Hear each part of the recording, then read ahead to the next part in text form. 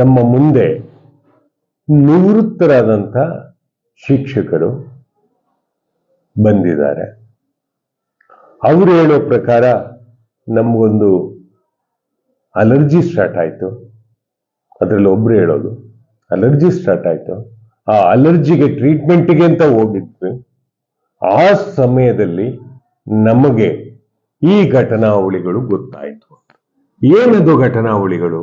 ಒಂದು, ಯಾರೋ ಬಸ್ಸನ್ನು ಇಳಿದು ದಾರಿಯಲ್ಲಿ ಹೋಗೋ ಸಮಯಕ್ಕೂ ನಾವು ಅದೇ ಬಸ್ಸಿನ ಕಾಯ್ತಾ ಇರೋದು ಇಳಿಯುವ ಸಂದರ್ಭಕ್ಕೂ ಒಂದೇ ಆಯಿತು.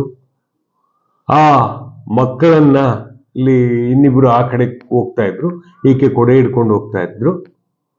ಅವರ ಮೂಗಿಗೆ ಯಾವುದೋ ರೀತಿಯಾದಂಥ ಬಟ್ಟೆ ಅಮ್ಕಿದ್ರು. ನಾವು ಇದನ್ನ ಗಮನಿಸ್ತಾ ಇದ್ವಿ. ಅವರನ್ನ ಪ್ರಶ್ನೆ ಮಾಡಿದ್ವಿ, ಏನು ಏನು ಅಂತ. ನಮ್ಗೆ ಈಗ ಬಾಯಿ ಮುಚ್ಕೊಂಡು ಹೋಗ್ಬೇಕು ಅನ್ನುವಂತ ಮಾತನ್ನ ಅವ್ರು ಹೇಳಿದ್ರು. ಸುದೀರ್ಘವಾಗಿ 2 ಗಂಟೆ ಏನ್ ನಡೀತು ಘಟನೆಗಳು, ಬರೀ ಈ ಘಟನೆಗಳಿಗೆ ಪೂರಕವಾಗಿ ಅವರು ಎಲ್ಲಿಂದ ಬಸ್ ಹತ್ತಿದ್ರು, ಎಲ್ಲಿ ಹೇಳಿದ್ರು, ಯಾವ ರೀತಿ ಹೋದ್ರು, ಮತ್ತೆ ಓವರ್ ಆಲ್ ಘಟನೆ ಹೇಗೆ ನಡೀತು ಅನ್ನುವಂಥದ್ದನ್ನ ಬಿಡಿ ಬಿಡಿ ಬಿಡಿಯಾಗಿ ಹೇಳಿದ್ರು. ನಮ್ಮಲ್ಲಿ ಇರುವ ಅನೇಕ ಪ್ರಶ್ನೆಗಳು ಪಾಪ ಯೂಟ್ಯೂಬ್ ನೋಡುವಂಥವ್ರು ಮತ್ತಿತರರು ಕೇಳ್ತಾನೆ ಇರ್ತಾರೆ, ನೀವ್ ಯಾಕೆ ಕೋರ್ಟಿಗೆ ಹೋಗ್ತಿಲ್ಲ, ನೀವ್ ಯಾಕೆ ನ್ಯಾಯದ ಪರವಾಗಿ ಅಧಿಕಾರಿಗಳ ಬಳಿ ಹೋಗ್ಲಿಲ್ಲ ಅಂತ ಹೇಳಿ.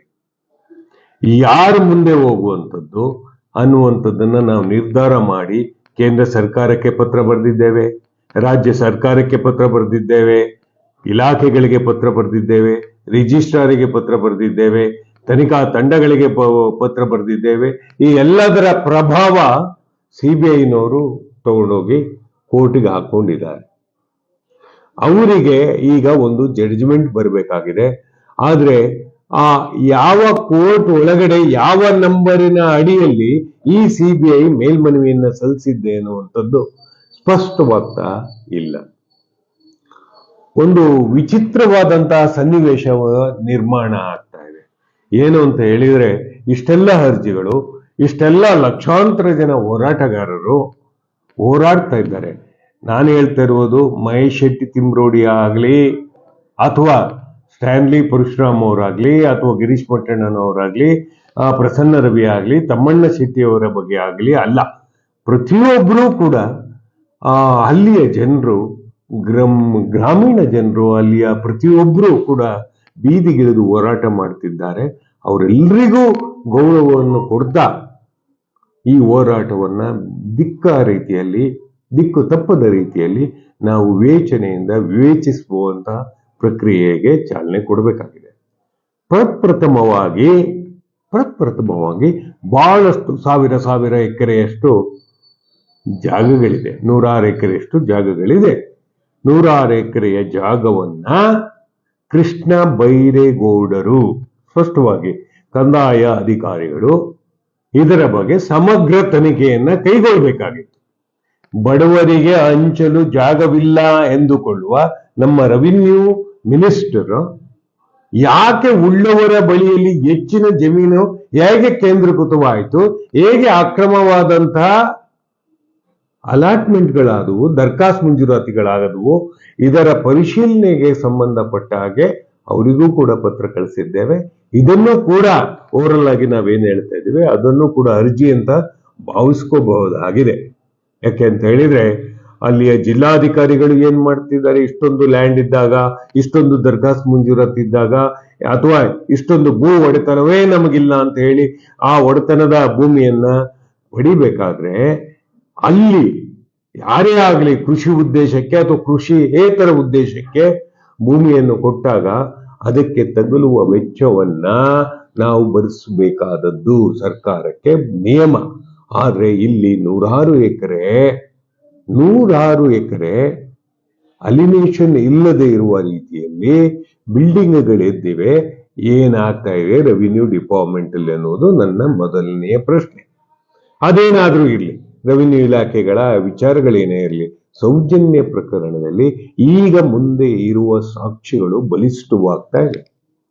ಈ ಹೆಂಗಸು ಹೇಳುವ ಪ್ರಕಾರವಾಗಿ ಈ ಹೆಂಗಸನ್ನ ತನಿಖೆ ಮಾಡಿ, ಸೀಸನೆ ಟೋಟಲಿ ಏನಂತ ಹೇಳಿದ್ರೆ, ಈ ಘಟನೆ ನೋಡಿದ ನಂತರ ಹಾಸಿಗೆ ಇಳಿದವಳು ಮೊನ್ನೆ ಅಷ್ಟೇ ಟಿವಿಗಳನ್ನ ನೋಡಿ ಎದ್ದು ಬಂದು ನನ್ನ ಭಾರವನ್ನು ಇಳಿಸ್ಕೋಬೇಕು, ಈ 60 ವರ್ಷ ದಾಟಿದೆ ನನಗೀಗ, ನನ್ನ ಭಾರವನ್ನು ಇಳಿಸ್ಕೋಬೇಕು, ನಾನು ನೋಡಿದ ಘಟನೆ ಆ ಹೆಣ್ಣು ಮಗಳೇ ಅನ್ನುವಂತ ಒಂದು ಪ್ರಕ್ರಿಯೆಗೆ ಬಂದಿದ್ದಾಳೆ ಮತ್ತು ಯೋಚಿಸಿ ಯೋಚಿಸಿ ಯೋಚಿಸಿ ನಮ್ಮೆಲ್ಲಿಗೆ ಬಂದಿದೆ. ಅದರಿಂದಾಗಿ ನಿಜವಾ ಅಥವಾ ನಿಜವಲ್ಲವಾ ಅನ್ನುವ ವಿಚಾರವನ್ನು ಇಟ್ಕೊಂಡು ತನಿಖೆ ಮಾಡಿದ್ರು ಕೂಡ ಯಾರು ಇದರ ಒಳಗಡೆ ನುಸುಳಿದ್ದಾರೆ ಅನ್ನೋದು ಸ್ಪಷ್ಟವಾಗುತ್ತೆ.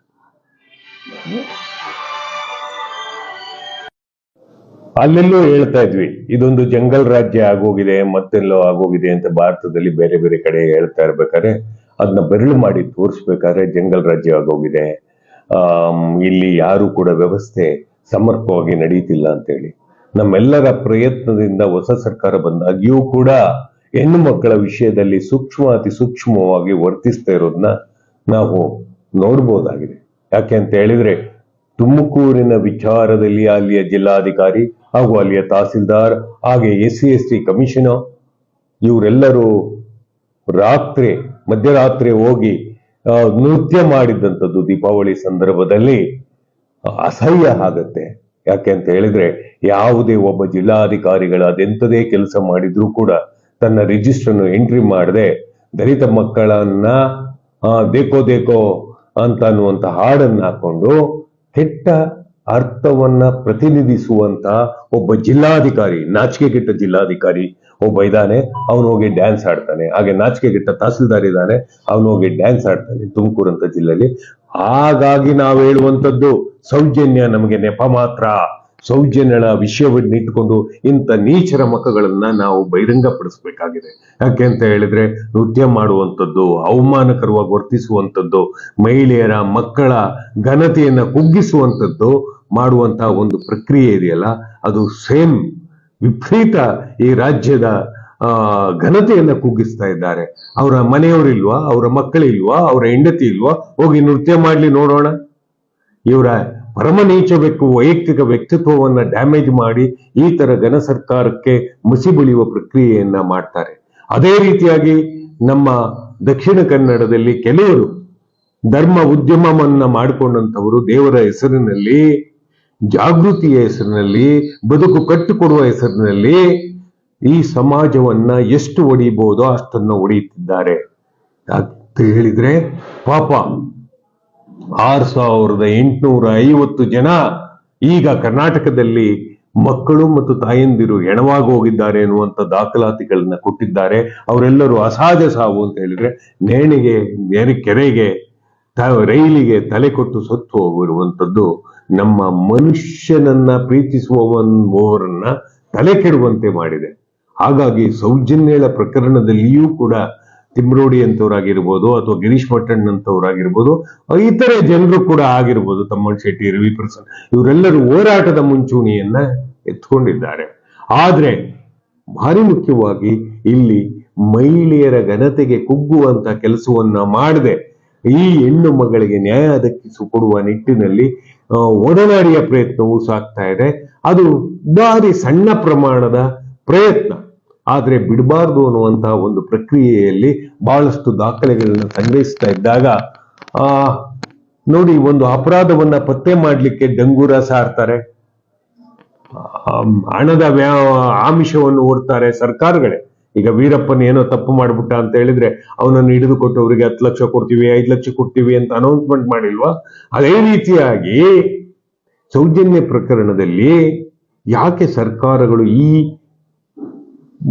ಪ್ರಾಥಮಿಕವಾದಂತ ಈ ಸಾಂಪ್ರದಾಯಿಕವಾದಂತ ಪೋಸ್ಟರ್ ಅಂಟಿಸೋದಾಗ್ಲಿ, ಡಂಗೂರ ಸಾರುವಂತದ್ದಾಗ್ಲಿ, ಗ್ರಾಮೀಣ ಮಟ್ಟದಲ್ಲಿ ಅವೇರ್ನೆಸ್ ಮೂಡಿಸುವಂತದ್ದಾಗ್ಲಿ, ಭರವಸೆಯನ್ನು ಇಡುವ ನಿಟ್ಟಿನಲ್ಲಿ ಕೆಲಸ ಮಾಡ್ತಲೇ ಇಲ್ಲ. ಇದೊಂದು ದುಃಖಕರವಾದಂತ ಒಂದು ಅಂಶ ಅಂತ ಹೇಳಲಿಕ್ಕೆ ಇಷ್ಟಪಡ್ತೇನೆ. ಯಾಕೆ ಅಂತ ಹೇಳಿದ್ರೆ, ಈ ದುಃಖಕರವಾದ ಅಂಶ ಮತ್ತೇನೋ ಆಗಿ ತಿರುಗ್ಬೋದು. ಅಲ್ಲಿ ಜನರು ತಮ್ಮ ಎಪ್ಪುಗಟ್ಟಿದ ರೋಷವನ್ನ ಇಟ್ಕೊಂಡಿರ್ಬೋದು ಎದೆ ಒಳಗಡೆ. ಅದು ಯಾವಾಗ ಸಿಡಿದು ಹೇಳುತ್ತೆ ಅಂತ ಅನ್ನೋದು ನಮಗೆ ಗೊತ್ತಾಗೋದಿಲ್ಲ. ಅದು ಸಿಡಿದೇಳುವ ಮೊದಲೇ ಸರ್ಕಾರಗಳು ಜಾಗೃತಿಯ ಮನಸ್ಥಿತಿಯನ್ನು ಇಟ್ಕೊಂಡು ಎಚ್ಚೆತ್ತುಕೊಳ್ಬೇಕು. ಯಾಕೆಂತಂದ್ರೆ ಸೌಜನ್ಯಳ ಪ್ರಕರಣದಲ್ಲಿ ಸಿಬಿಐ ನ್ಯಾಯಾಲಯವು ಇವ್ಯಾಲ್ಯೂಯೇಟ್ ಮಾಡಿ ಜಡ್ಜ್ಮೆಂಟ್ ಕೊಟ್ಟಿರುವುದನ್ನ ಸಂಶಯಿಸದ ರೀತಿಯಲ್ಲಿ ಕೆಲವರು ಮಾತನಾಡ್ತಿದ್ದಾರೆ. ಈ ಸಂಶಯದ ರೀತಿಯಲ್ಲಿ ಜಡ್ಜಿಗಳನ್ನ ಮಾತನಾಡ್ತಾ ಇರುವಂತದ್ದು ಘನಘೋರ ಅಪರಾಧ. ಇಲ್ಲ ಅಂತ ಹೇಳಿದ್ರೆ ಈ ಯಾರು ಅಪರಾಧವನ್ನು ಎಸಗಿದ್ದಾರೆ ಅವರ ಮೇಲೆ ಕ್ರಮ ತಗೊಳ್ಳೇಬೇಕು. ಅದೇ ರೀತಿಯಾಗಿ ಜೆ ವರ್ಮಾ ಸಮಿತಿ ಯಾವುದೇ ಕಾರಣಕ್ಕೂ ತಾಯಿಯನ್ನ ಮತ್ತು ಆ ಕುಟುಂಬವನ್ನ ರೇಪ್ ಆಗಿ ಅವಮಾನಿಸಬಾರದು ಅಂತ ಹೇಳುವಂತ ಎಲ್ಲಾ ಸಾಲುಗಳನ್ನಿಟ್ಟು ಪಾರ್ಲಿಮೆಂಟಿಗೆ ತಮ್ಮ ವರದಿಯನ್ನ ಸರ್ವೋಚ್ಚ ನ್ಯಾಯಾಲಯದ ನಿವೃತ್ತ ನ್ಯಾಯಾಧೀಶ ಜೆ ವರ್ಮರವರು ವರದಿಯನ್ನು ಸಲ್ಲಿಸಿದ್ದಾರೆ. ಅದನ್ನು ಕೂಡ ಗಮನಿಸದೆ ಹೇಗೆ ಬೇಕಾದ್ರೆ ಹಾಗೆ ಮಾತಾಡ್ತಾರೆ. ಅದ್ರ ಮೇಲೆ ಕ್ರಮ ಜರುಗಿಸಿ ಈ ತರ ಮಾತಾಡಿದವರು ಅಂದ್ರೆ ಇದುವರೆಗೂ ಕ್ರಮ ಜರುಗಿಸಿಲ್ಲ. ಅಲ್ಲಿಯ SB ಗೊತ್ತಿರುವಂತ ವ್ಯಕ್ತಿ ಸಜ್ಜನ, ಆದ್ರೆ ಇವರ ಮೇಲೆ ಕ್ರಮ ಜರುಗಿಸಲೇಬೇಕು. ನ್ಯಾಯಪರವಾದಂತ ಹೋರಾಟವನ್ನ ನಾವು ಜಾಗೃತಿಗೊಳಿಸಬೇಕು. ಯಾಕೆ ಅಂತ ಹೇಳಿದ್ರೆ ನ್ಯಾಯಪರವಾದ ಹೋರಾಟವು ಸ್ವಾರ್ಥದಿಂದ ಕೂಡಿರುವಂತದ್ದಲ್ಲ.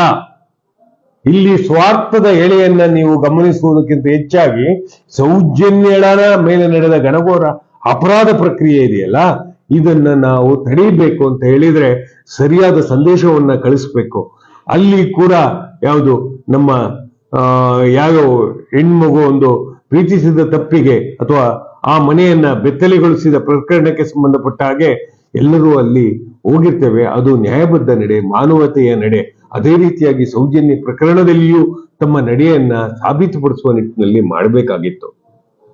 ಇಲ್ಲೇ ಅಂತರ ಮತ್ತು ತಾರತಮ್ಯ ಅನ್ನುವಂಥದ್ದು ಎದ್ದು ಕಾಣ್ತಾ ಇರುವಂಥದ್ದು ಸಮಾಜವನ್ನ ಸ್ವಸ್ಥವಾಗಿಡ್ಲಿಕ್ಕೆ ಅಸಾಧ್ಯವಾಗುವಂತ ಪ್ರಕ್ರಿಯೆ ಆಗ್ಬಿಡುತ್ತೆ.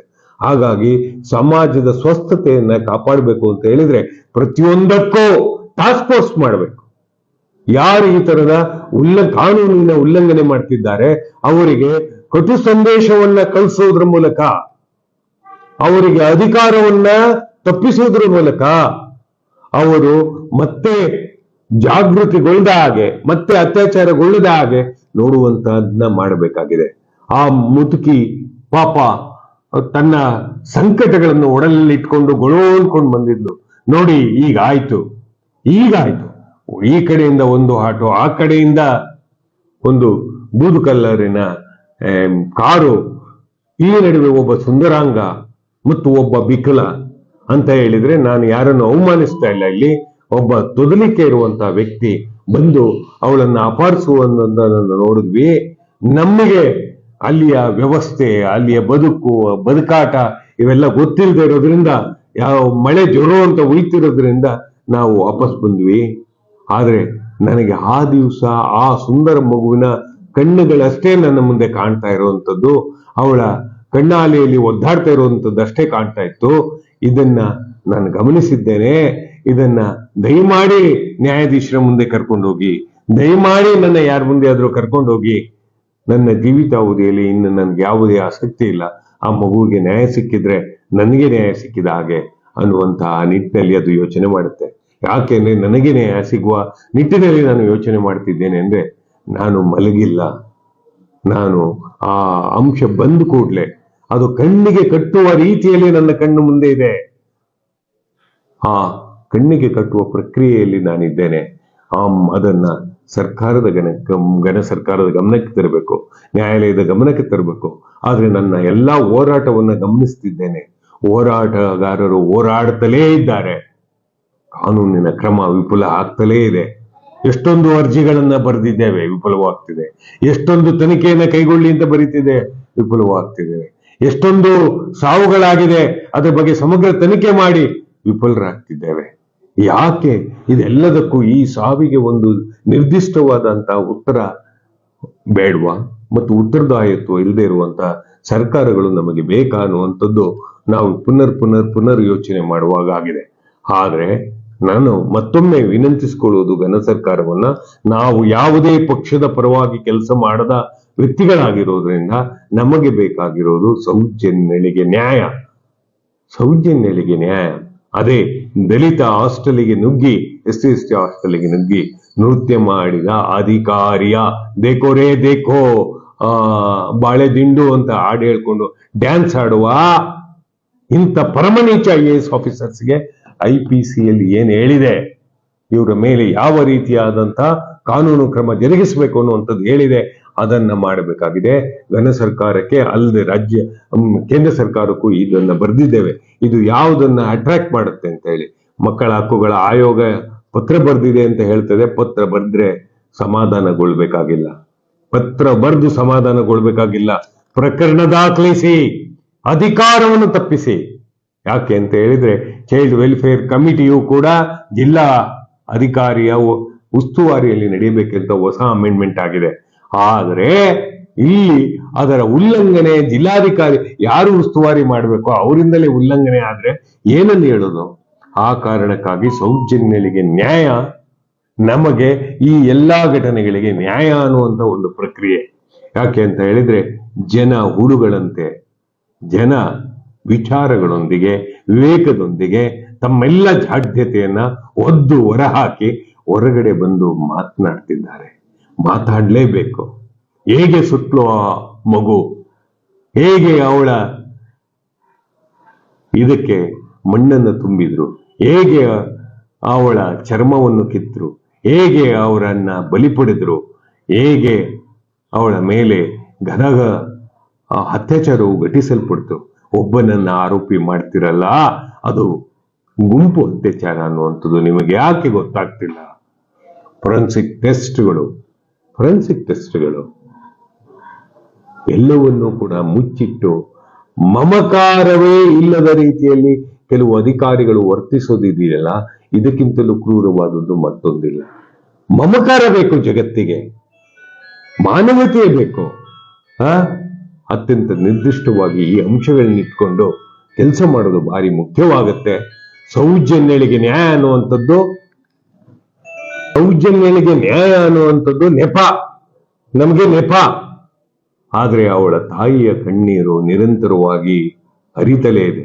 JJ ವರ್ಮ ಸಮಿತಿಯು ಕೂಡ ಸ್ಪಷ್ಟವಾಗಿ ಹೇಳಿದ್ರು ಕೂಡ ಇನ್ನು ಅಳಿಸುವ ಪ್ರಕ್ರಿಯೆಯಲ್ಲಿ ಸಮಾಜ ಇದೆ. ಅಳಿಸುವ ಪ್ರಕ್ರಿಯೆಯಲ್ಲಿ ಸಮಾಜ ಅಂದ್ರೆ ಅಧಿಕಾರಿಗಳಿದ್ದಾರೆ, ವ್ಯವಸ್ಥೆ ಇದೆ. ಇದನ್ನ ನಾವು ಪ್ರಶ್ನಿಸ್ತಲೇ ಇರಬೇಕು. ಯಾಕೆ ಅಂತ ಹೇಳಿದ್ರೆ ನಾವು ನಮ್ಮ ತೆರಿಗೆ ಹಣದಿಂದ ಇವ್ರನ್ನೆಲ್ಲ ಸಾಕ್ತಾ ಇರುವಂತದ್ದು. ಬೆರಳಿಟ್ಟು ಕೇಳಬೇಕಾದದ್ದು ನಮ್ಮ ಪ್ರಶ್ನೆ ಏನಂತ ಹೇಳಿದ್ರೆ, ಎಲ್ಲಿಂದ ಬಂತು, ಹೇಗೆ ಬಂತು, ಯಾವುದಕ್ಕೆ ಬಂತು, ಎಷ್ಟು ಬಂತು, ಯಾಕೆ ನಮಗೆ ನ್ಯಾಯವಿಲ್ಲ ಅನ್ನುವಂಥದ್ದು. ಇದು ಎಲ್ಲರೂ ಅಂದ್ಕೊಳ್ತಾರೆ, ಎಷ್ಟೇ ಕಿರ್ಚಿದ್ರು, ಎಷ್ಟೇ ಹೋರಾಟ ಮಾಡಿದ್ರು ಇವ್ರದಿಷ್ಟೇ ಅಂತ ಅನ್ನುವಂತ ಒಂದು ಅಂಶದ ಮೇಲೆ ಯೋಚಿಸ್ತಿರ್ತಾರೆ. ಇದಿಷ್ಟೇ ಅಲ್ಲ, ಮೇಲ್ನೋಟಕ್ಕೆ ಕಾಣುತ್ತೆ ಇದಿಷ್ಟೇ ಅಂತ. ನಿಮ್ಮೊಳಗಡೆ ನಡುಕ ಸೃಷ್ಟಿಯಾಗಿದೆ. ನಾನು ಸ್ಪಷ್ಟವಾಗಿ ಹೇಳ್ತಾ ಇದ್ದೇನೆ, ಯಾರು ಅತ್ಯಾಚಾರಿಗಳಿದ್ದೀರೋ ಅವರ ಎದೆಯೊಳಗೆ ನಡುಕ ಸೃಷ್ಟಿಯಾಗಿದೆ, ಭೀಕರ ನಡುಕ. ಈ ಭೀಕರತೆಯ ನಡುಕ ಏನಿದೆ ಅದು ಹೋರಾಟಗಾರರಿಂದ ಸೃಷ್ಟಿಯಾದಂತ ನಡುಕ. ನೀವು ಅನ್ಕೊಳ್ಬಹುದು ನಾವು ಮತ್ತೆ ಏನಾದ್ರೂ ದಿಕ್ಕು ತಪ್ಪಿದ ರೀತಿಯಲ್ಲಿ ಕೆಲಸ ಮಾಡ್ಬೋದು ಅಂತ. ಇಲ್ಲ, ಸಾಧ್ಯವಿಲ್ಲ. ಈಗ ಸರದಿ ನಮ್ದು. ಯಾಕೆ ಅಂತಂದ್ರೆ ಒಂದು ಮಗು ಕಣ್ಣು ಮುಚ್ಚಿದ ರೀತಿ, ಒಂದು ಮಗು ಅತ್ಯಾಚಾರಕ್ಕೊಳಗಾದ ರೀತಿ ನಾವು ಜಾಗೃತ ಸಮಾಜ ಮೌನವಾಗಿ ಸಹಿಸಿಕೊಳ್ಳುವುದಿಲ್ಲ. ಎಲ್ಲ ಮಹಿಳೆಯರು, ಎಲ್ಲ ಮಕ್ಕಳು, ಎಲ್ಲ ಸಹಾಯಕರು ನಿಮ್ಮ ವಿರುದ್ಧ ಕಣ್ಣಿನ ಕಿಡಿಯನ್ನು ಎರಚುತ್ತಾರೆ. ಇದು ಸತ್ಯ. ಕಣ್ಣಿನ ಕಿಡಿಗಳನ್ನು ಎರಚಿದಾಗ ಯಾವುದರಿಂದ ಬೇಕಾದ ತಪ್ಪಿಸ್ಬೋದು. ಕಲ್ಲಿಂದ ಹೊಡಿಬೋದು, ಮೊಟ್ಟೆಯಿಂದ ಹೊಡಿಬೋದು. ಆದ್ರೆ ನಿಮ್ಮನ್ನ ದುರುಗುಟ್ಟಿ ನೋಡಿ ಈ ತರದ ನೀಚನೊಬ್ಬ ನಮ್ಮ ನಡುವೆ ಇದ್ದಾನೆ ಅಂತ ಅನ್ನುವಂತ ಮಾತುಕತೆಗೆ ನೀವು ಅವಕಾಶ ಕಲ್ಪಿಸಬಾರ್ದು. ಯಾಕೆ ಅಂತ ಹೇಳಿದ್ರೆ ನಿಮ್ಮೆಲ್ಲಾದ ಎಲ್ಲ ತಪ್ಪುಗಳನ್ನು ಮುಚ್ಚಿಕೊಳ್ಳದೆ ದಯಮಾಡಿ ನ್ಯಾಯ ನೀಡುವ ನಿಟ್ಟಿನಲ್ಲಿ ನೀವೇ ವಿವೇಚಿಸಿ. ಕಲ್ಲೆದೆಯುವರು ಕೂಡ ಕರಗುವ ರೀತಿಯಲ್ಲಿ ಕೆಲಸ ಮಾಡಿ. ಯಾಕೆಂದ್ರೆ ಸೌಜನ್ಯಳಿಗೆ ಬೇಕಾಗಿರುವುದು ನ್ಯಾಯ. ಸೌಜನ್ಯಳ ಮನೆಯಲ್ಲಿ ನಿಮ್ಮ ಮೇಲೆ ಆರೋಪ ಮಾಡುತ್ತಿದ್ದ ಇವು ಕೂಡ ನನ್ನ ಮೇಲೆ ಯಾವುದೇ ತನಿಖೆಗೆ ನಾನು ಸಿದ್ಧ, ನೀನು ಸಮಾಧಾನವಾಗಿರು, ನಿಮ್ಮ ಮನೆಯೊಳಗಿರುವ ಮಗು ನನ್ನದು ಅನ್ನುವ ಒಂದೇ ಒಂದು ಸಂದೇಶ ನೀವು ಕಳಿಸಿದ್ರೆ ಇಷ್ಟೊತ್ತಿಗೆ ಎಲ್ಲವೂ ಸಮಾಧಾನಗೊಳ್ತಿತ್ತು, ಎಲ್ಲವೂ ಸರಿ ಹೋಗ್ತಾ ಇತ್ತು. ಆದ್ರೆ ಯಾಕೆ ಆ ಭೀತಿ, ನೀವು ಇದುವರೆಗೂ ಸಮಾಧಾನಗೊಳಿಸುವ ನಿಟ್ಟಿನಲ್ಲಿ ಒಂದು ಸಣ್ಣ ಕೆಲಸವೂ ಮಾಡಲಿಲ್ಲ. ನಾನೊಬ್ಬ ಸಾಮಾನ್ಯನೋ ಅಥವಾ ಉದ್ದಿಮೆಯೋ ಆಗಿದ್ರೆ ಬೇರೆ ಪ್ರಶ್ನೆ. ನೀವೊಬ್ಬ ಜನಪ್ರತಿನಿಧಿ. ಮೌನವಾಗಿ ಆದರೂ ಕಣ್ಣೀರು ಒರೆಸುವ ಕೆಲಸ ನಿಮ್ಮದಾಗಿರುತ್ತೆ. ಕಣ್ಣೀರು ಒರೆಸುವ ಕೆಲಸ ನಿಮ್ಮದಾಗಿರುತ್ತೆ. ಮಾನವೀಯತೆಯನ್ನ ಪ್ರತಿನಿಧಿಸುವ ಕೆಲಸ ನಿಮ್ಮದಾಗಿರುತ್ತೆ. ಯಾರನ್ನೋ ಮತ್ಯಾರನ್ನೋ ಹೊಗಳುವ ಬರದಲ್ಲಿ ತಪ್ಪು ಮಾಡಬೇಡಿ. ವಿನಂತಿಸ್ತೇವೆ, ಸೌಜನ್ಯರಿಗೆ ನ್ಯಾಯ ಕೊಡಿ. ಮತ್ತೆ ಮತ್ತೆ ವಿನಂತಿಸ್ತೇವೆ. ಇವರೆಲ್ಲರೂ ತನಿಖೆಗೆ ಅರ್ಹರು. ಇವರು ಕೂಡ ಏನು ನಾವು ನೋಡಿದ್ದೇವೆ, ನಾವು ಘಟಿಸಿದ್ದೇವೆ, ತದಾದ ನಂತರ ಅಯ್ಯೋ ಅಂತ ಹೇಳಿ ನಿರ್ಲಿಪ್ತರಾಗುವಂತವರು ಕೂಡ ಎದ್ದು ಬಂದು ಮಾತಾಡ್ತಿದ್ದಾರೆ ಅಂತ ಹೇಳಿದ್ರೆ ಕೆಲವರ ಬಳಿ ವಿಡಿಯೋಗಳು ಇರಬಹುದು. ಅವರು ಕೂಡ ಎದ್ದು ಬಂದು ತೋರಿಸ್ಲಿಕ್ಕೆ ಬರ್ಬೋದು. ಇದೇ ಮಾತನ್ನ ನಾನು ಮುರುಘಾ ಸ್ವಾಮೀಜಿ ಅವರು ಹೇಳುವಂಥದ್ದು, ಇದೇ ಮಾತನ್ನ ನಿಮಗೂ ಹೇಳುವಂಥದ್ದು, ಮತ್ತೊಬ್ಬರಿಗೂ ಹೇಳುವಂಥದ್ದು. ಇಲ್ಲಿ ವಿಕೃತಿಗೆ ತಡೆ ಒಡ್ಡುವ ನಿಟ್ಟಿನಲ್ಲಿ ನಮ್ಮ ಕೆಲಸಗಳು ಸಾಗಬೇಕು. ವಿಕೃತಿಯನ್ನ ತಡೆಗಟ್ಟುವ ನಿಟ್ಟಿನಲ್ಲಿ ಇಲ್ಲ ಅಂತ ಹೇಳಿದ್ರೆ ನಮ್ಮ ಸಮಾಜದ ಸುಸ್ಥಿತಿಗೆ ನಮಗೊತ್ತು, ನಮ್ಮ ಪ್ರಾಣವೂ ಕೂಡ ಹಾರಿ ಹೋಗುವಂಥದ್ದು, ಅಸಹನೀಯವಾಗಿ ಹಾರಿ ಹೋಗುವಂಥದ್ದು ಅಂತ ನಮಗೊತ್ತು.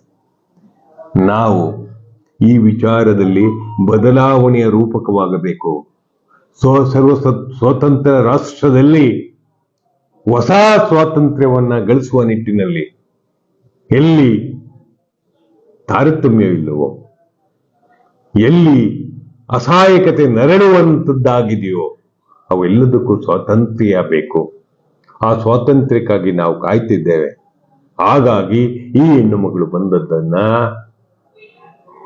ತಾವುಗಳೆಲ್ಲರೂ ಅಂತ ಹೇಳಿದ್ರೆ ಯೂಟ್ಯೂಬರ್ ಅವರು ರಿಲೀಸ್ ಮಾಡಿದ್ದೀರಿ. ಇದೊಂದು ಜಾಗೃತಿ ಮನಸ್ಸಿನ ಪ್ರಕ್ರಿಯೆ. ಬರ್ಬೋದು, ನಾಳೆ ಬಂದೇ ಬರ್ತಾರೆ. ಯಾಕೆ ಅಂತ ಹೇಳಿದ್ರೆ ಬಹಳಷ್ಟು ಈಗ ಕೋ ಚೆನ್ನಬಸಪ್ಪ ಅವರು ಬರೆದಂತ ಕಲ್ಲು ಕೂಡ ಸಾಕ್ಷಿ ನುಡಿಯುತ್ತೆ ಅನ್ನುವಂಥದ್ದು. ಅಲ್ಲಿದ್ದಂತ ಗಿಡ ಮರಗಳು ಕಲ್ಲುಗಳು ಕೂಡ ಸಾಕ್ಷಿ ನುಡಿತವೆ, ಮಾತಾಡ್ತವೆ. ಇದೊಂದು ಯಾವುದೋ ಪುರಾಣದ ಕಥೆ ಅಂತ ಭಾವಿಸ್ಬೇಡಿ. ಪ್ರತಿಯೊಂದು ಕೂಡ ಹೌದೌದು ಎನ್ನುವಂತೆ ನಿಜವನ್ನ ನುಡಿಯುತ್ತವೆ. ಆ ನಿಟ್ಟಿನ ಪ್ರಯತ್ನ ಸಾಗ್ತಾ ಇದೆ. ಎಚ್ಚರಿಕೆಯಿಂದ, ಜಾಗೃತಿ ಮನಸ್ಸಿನಿಂದ ಈ ಹೋರಾಟಗಾರರ ಭಾವನೆಗಳನ್ನ ಗುರುತಿಸಿ ನ್ಯಾಯಬದ್ಧ ಹಕ್ಕೊತ್ತಾಯಕ್ಕೆ ಬೆಲೆ ಕೊಡಿ ಅಂತ ಕೇಳ್ಕೊತಾ ನಮಸ್ಕರಿಸ್ತೇನೆ.